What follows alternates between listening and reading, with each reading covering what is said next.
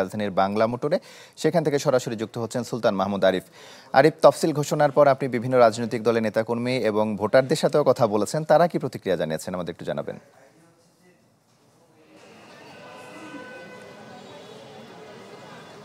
তমাল, দেখেন এবারের যে নির্বাচন, ত্রয়োদশ জাতীয় সংসদ নির্বাচন, এটি নিয়ে অনেকটা সংশয় ছিল। আমরা তফসিল ঘোষণা করার পর থেকে বিভিন্ন রাজনৈতিক দলের কেন্দ্রীয় কার্যালয়ে গিয়েছি, কেন্দ্রীয় নেতাদের সাথে কথা বলার চেষ্টা করেছি। তারা আমাদেরকে আসলে তফসিল ঘোষণাকে যেভাবে স্বাগত জানাচ্ছেন, পাশাপাশি এই তফসিল এমন এক সময় ঘোষণা করা হয়েছে যে প্রধান উপদেষ্টার কার্যালয় থেকেও আমাদেরকে বলা হয়েছে যে বিগত 16 মাসে প্রায় 2000-এর বেশি আন্দোলন হয়েছে, সংগ্রাম হয়েছে, এমন একটি ক্রান্তিলগ্নে এমন একটি সময়ের ভিতরে মূলত তফসিল ঘোষণা করা হয়েছে, যার প্রেক্ষিতে আইন শৃঙ্খলা নিয়ে অনেকটা শঙ্কা প্রকাশ করেছেন যারা কেন্দ্রীয় নেতৃবৃন্দ রয়েছেন। তারা বলছেন যে এটি আসলে একটি চ্যালেঞ্জ। আমরা একটু কথা বলবো যারা সাধারণ ভোটার রয়েছেন তাদের সাথে একটু কথা বলবো, তারা এটিকে আসলে কিভাবে দেখছেন।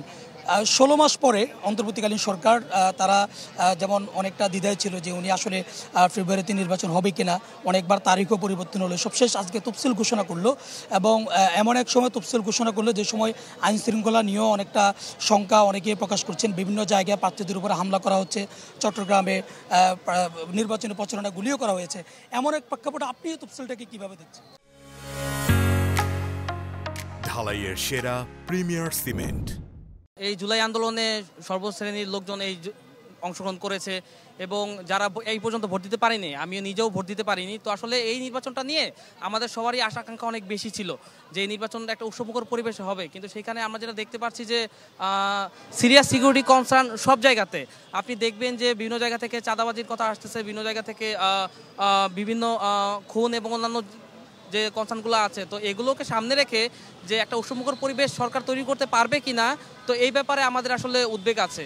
এবং দ্বিতীয়ত আরেকটি ব্যাপার, সেটি হচ্ছে যে আপনি দেখবেন যে বিভিন্ন রাজনৈতিক দলের মধ্যে এখনও যে বিবাদগুলো চলতেছে এবং সরকারের পক্ষ থেকে এখনও লেভেল প্লেয়িং ফিল্ড যেটা, এটা এস্টাবলিশ করা সম্ভব হয়নি। এবং আরেকটি ব্যাপার, সেটা হয়তো আপনারা জানেন, সেটা হচ্ছে যে এই নির্বাচনে শুধুমাত্র জাতীয় নির্বাচন না, সাথে গণভোটও হবে। তো গণভোটের আসলে প্রশ্নগুলো কি থাকবে এবং জনগণের কাছে এটাকে কিভাবে পৌঁছাবে, এইটার প্রচারণায় সরকারের এখনও তেমন কোনো উদ্যোগ আমরা দেখি নাই। তো মানুষ যেন আর কি কনফিউশনে না পড়ে, এই জন্য এই ব্যাপারগুলো নিয়ে সরকারকে কাজ করার জন্য আমরা অনুরোধ করব।